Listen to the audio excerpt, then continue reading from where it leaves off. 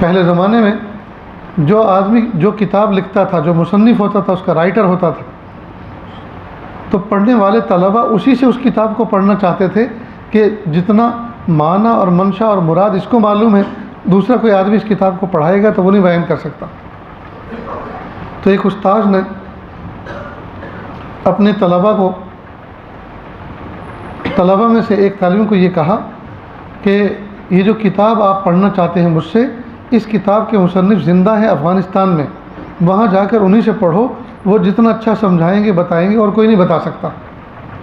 اب یہ طالب مشقتوں کے ساتھ پیدل پتہ نہیں کیسے کیسے وہاں پہنچا، مہینوں میں۔ استاذ اس وقت کھانا کھا رہے تھے، اس کو کہا بھائی آپ بھی کھانا کھائیں، یہ بھی ہاتھ دھو کر بیٹھ کے کھانا کھانے لگا، اور وہ اس کو غور سے دیکھتے رہے کہ کیسے کھا رہا ہے۔ کھانے سے جب فارغ ہو گئے، ہاتھ دھلا چکے، تو ان سے پوچھا کیسے آنا ہوا؟ کہا میں ملک ہندوستان سے آیا ہوں آپ کے پاس اس کتاب کو پڑھنے کے لیے جو آپ نے خود تحریر فرمائی۔ کہا دیکھو کتاب تو میں آپ کو نہیں پڑھا سکتا، کوئی اور خدمت ہو، کوئی کام ہو تو مجھے بتاؤ۔ کہ نہیں میں صرف اور صرف پڑھنے کے لیے آیا ہوں۔ کہا کتاب تو میں آپ کو نہیں پڑھا سکتا۔ اور اس نے بڑی خوشامد کی، انہیں انکار کرتے رہے۔ خیر یہ طالب واپس آ گیا۔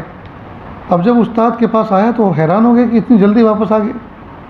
حضرت استاد نے کتاب پڑھانے سے انکار کیا۔ کہا تم نے کوئی گستاخی کی ہوگی؟ کہ انہوں نے گستاخی کا موقع ہی نہیں دیا، جاتے کے ساتھ ہی کھانے پہ بٹھایا اور کھانے کے بعد پوچھا کیوں آئے ہو؟ میں نے بتایا تو کہا کتاب میں نہیں پڑھا سکتا آپ کو۔ تو کہا کوئی آپ نے تکلیف پہنچائی؟ کہ تکلیف پہنچانے کا انہوں نے کوئی ٹائم ہی نہیں دیا، کچھ دن مجھے اپنے پاس رکھتے اور پھر میں اپنی ذات سے انہیں کوئی تکلیف پہنچاتا تب تو کوئی بات تھی۔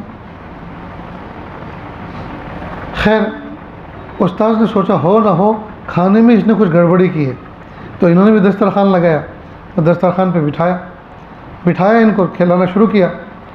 تو غور کرتے رہے کہ یہ کیسے کھاتا ہے۔ تو ایک پوائنٹ پکڑ میں آیا کہ یہ طالب علم جو افغانستان جا کر آیا ہے، یہ روٹی کے لقمے کے تناسب سے سالن زیادہ اٹھاتا ہے، سالن کی مقدار زیادہ اور روٹی کی مقدار کم۔ تو وہ استاد سمجھ گئے کہ اس کے اندر اعتدال نہیں ہے، اس کی طبیعت کے اندر اعتدال نہیں ہے، لہٰذا اس کی تربیت کی اور اس کے اندر اعتدال پیدا کیا۔ تو پہلے اساتذہ کے تو حال ہی یہ تھا، اب تو حال یہ ہے کہ کسی کی ٹوپی ٹیڑھی ہو تو اس کو نہیں کہتے بھی ٹوپی ٹیڑھی کیوں پہن رکھی ہے، یہ دامن پھٹا ہوا ہے سوئی دھاگے سے اس کو ذرا آپ رفو کر لیں، کچھ بھی نہیں، جو جیسا ہے بس ویسا ہے، چل لیں۔